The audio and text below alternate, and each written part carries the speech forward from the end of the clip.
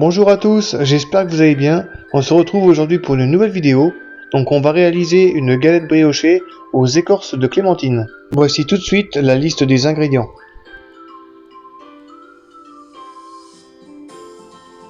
Pour la recette de la galette, nous avons besoin de 250 g de farine, 32 g de sucre, 5 g de sel, 120 g d'œufs, 130 g de beurre, un œuf pour la dorure, 15 g de zeste de clémentine et 4 g de levure biologique déshydratée avec 18 g d'eau chaude à 55 degrés.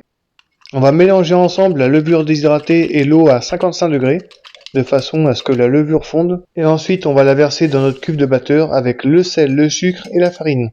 On ajoute les 120 g d'œufs, les 15 g de zeste de clémentine et on va mélanger avec le bras du batteur pendant 3 minutes. Donc au niveau de la vitesse, on va mettre en première vitesse, c'est juste un simple mélange. Une fois que les 3 minutes se sont écoulées, on obtient une pâte qui est assez molle et on va la pétrir pendant 5 minutes en première vitesse. Ensuite, à nouveau, on va pétrir en deuxième vitesse pendant 5 minutes. Et une fois que les 5 minutes sont passées, on va pouvoir ajouter les morceaux de beurre. Et cette fois-ci, on va pétrir pendant 12 minutes en troisième vitesse. Il faut pétrir la pâte pour bien incorporer le beurre et que la pâte soit à 24 degrés. Si votre pâte, au bout de 10 minutes, n'est qu'à 23 degrés, il faudra continuer de pétrir jusqu'à ce qu'elle atteigne au moins 24 degrés. Si vous vous apercevez que le beurre se mélange mal, vous pouvez éteindre le batteur et puis vous mettez un petit coup de corde ou de maryse de façon à l'incorporer et repartir en marche avec le batteur. Et c'est reparti pour le pétrissage. On va arrêter notre batteur une nouvelle fois pour remélanger la pâte avec le beurre, donc avec la maryse, on mélange bien. Et hop, on remet à pétrir. Au bout des 12 minutes de pétrissage, on va pouvoir contrôler la température de la pâte. Donc si elle est à 24 degrés, on va pouvoir arrêter. Donc là, a priori, elle est à 24, donc on va pouvoir arrêter.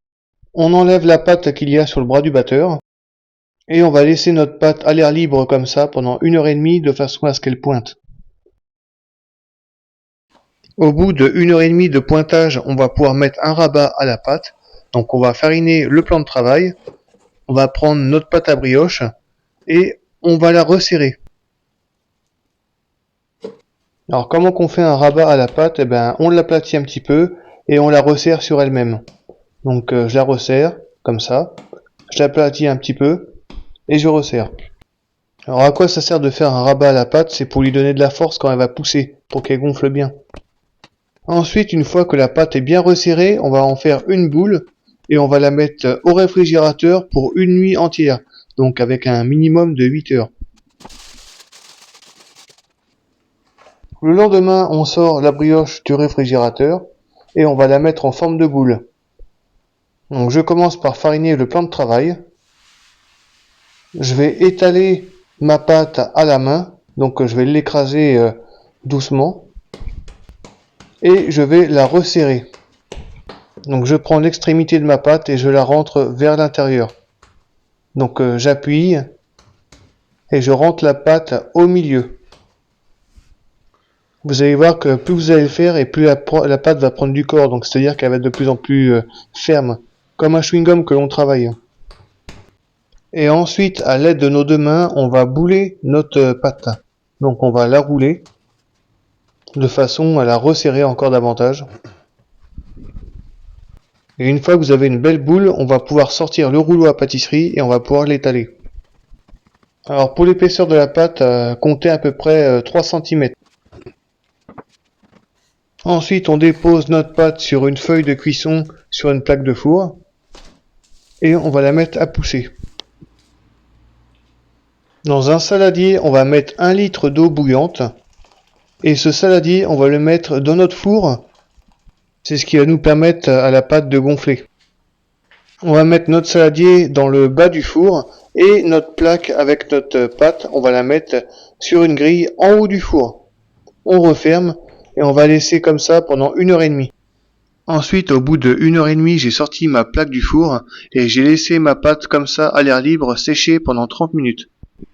Ensuite, on va prendre notre œuf pour la dorure et on va le badigeonner partout sur notre galette. Donc on en met bien partout. Et pour terminer, on va prendre une paire de ciseaux et on va couper donc la galette pour lui donner un effet de pic, de couronne. N'hésitez pas à tremper les ciseaux dans de l'eau ou dans de la dorure pour pouvoir couper plus facilement, parce que s'ils sont pas humidifiés, vous risquez d'arracher la pâte quand vous avez coupé.